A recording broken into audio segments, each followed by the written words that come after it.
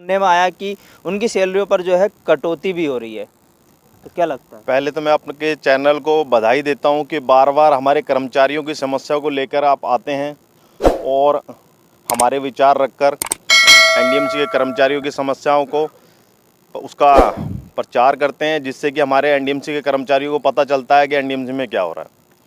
हमारे अध्यक्ष किशन पाल खटाना जी, कार्यवाही अध्यक्ष लाल साहिब सिंह जी, सेठी साहब, पूनम जी, भगवान दास जी और आर.के. शर्मा जी, मैं इनको बधाई देता हूं कि महागठबंधन इतनी मजबूती से आगे चल रहा है कि हमें नहीं लगता 2-3 महीने में कोई काम बाकी बचेंगे। कल हम डायरेक्टर वेलफेयर से मिले थे।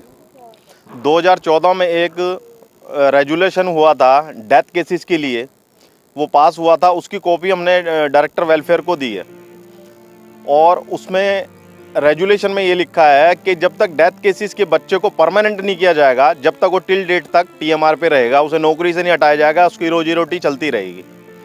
तो उन्होंने भी हमें आश्वासन दिया है कि 914 केसेस हैं एनडीएमसी में, उसका केस बना के वो सोमवार को भेज रहे हैं। अगर वो अप्रूव्ड हो जाता है तो 914 लोगों को तुरंत नौकरी पे टीएमआर पे रख लिया जाएगा, जब तक वो परमानेंट नहीं होते उनकी रोजी रोटी चलती रहेगी। दूसरा केस है हमारा डीटीएल का। डीटीएल जो हमें मंडे को चेयरमैन महोदय ने बुलाया 12:30 बजे, उस पर हमारी लड़ाई जारी है और 19 मार्च को हमारा एक धरना प्रदर्शन हम उस संदर्भ में करने जा रहे हैं, जिसमें कि हमें 30 लोगों को अनुमति मिलने का जो प्रस्ताव एसीपी साहब की तरफ से आया कि भाई आपको 30 लोगों को ही स्वीकृति मिलेगी, तो हम अपनी जो प्रक्रिया है उस पर काम कर रहे हैं। और तीसरा जो केस है आरएमआर वाला हमारा, उस पर अभी फाइल एएस के पास पड़ी हुई है, जो अभी मिनिस्ट्री ऑफ लॉ में भी जानी है। जैसी मिनिस्ट्री ऑफ लॉ में फाइल जाएगी, हमारा महागठबंधन वहाँ जाकर उनसे रिक्वेस्ट करेगा, उनके अधिकारियों से रिक्वेस्ट करेगा कि फ़ाइल जल्दी से जल्दी एनडीएमसी में भिजवाएं, जिससे कि हमारे 4500 कर्मचारी हैं उनका भला हो सके। चौथा केस है हमारा संविदा कर्मचारी का, समान काम समान वेतन, जो अभी हमारा वित्तीय सलाहकार जी एफ साहब जी ने बोला है कि मैं इसे करवाऊंगा, उस पर हमारा काम चल रहा है। हम आशा करते हैं जल्दी काम वो भी पूरा हो जाएगा। कल हमारे महागठबंधन की उपलब्धि रही है कि सोशल एजुकेशन की जो रिकवरियाँ 15-15, 20-20 लाख रुपए हो रही थी, वो रिकवरियाँ डायरेक्टर एजुकेशन और निर्देशक कार्मिक के द्वारा रोक दी गई हैं।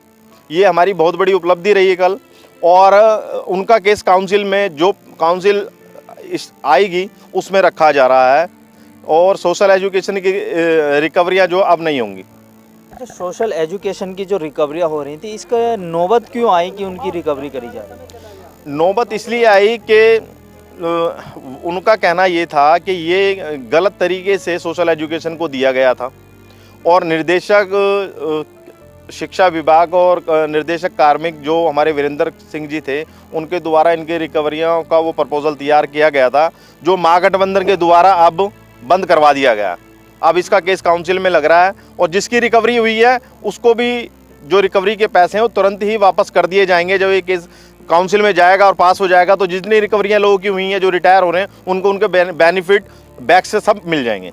अच्छा, हमारे साथ कृष्णा जी भी हैं। खटाना साहब, मैं आपसे एक सवाल ये करना चाहूँगा कि जो लगातार जो संविदा कर्मचारी हैं और समान वेतन समान काम समान वेतन जो होता है, क्या लगता है कि लगातार लोगों पे इस तरीके का कि समान काम तो करते हैं लेकिन वेतन उनका हमेशा जो है बहुत कम होता है? क्या लगता है कि ये जो आपकी मांगे ये हो पाएंगी? बिल्कुल, हम पिछली बार एफ साहब से मिले थे, उन्होंने हमें पूर्ण आश्वासन दिया है और एक कमेटी गठित करने के लिए बोला है कि भाई इसको हम जल्दी से जल्दी समान काम समान वेतन करके आपको कर देंगे। एक सोशल एजुकेशन और एक होता है कि एजुकेशन देना, प्रोवाइड करना बहुत बड़ा काम होता है, ठीक है, और उससे न जाने आगे चल के लोग पढ़ाई करते हैं, फिर आगे बढ़ते हैं, बहुत सारी ऐसी चीज़ें हैं।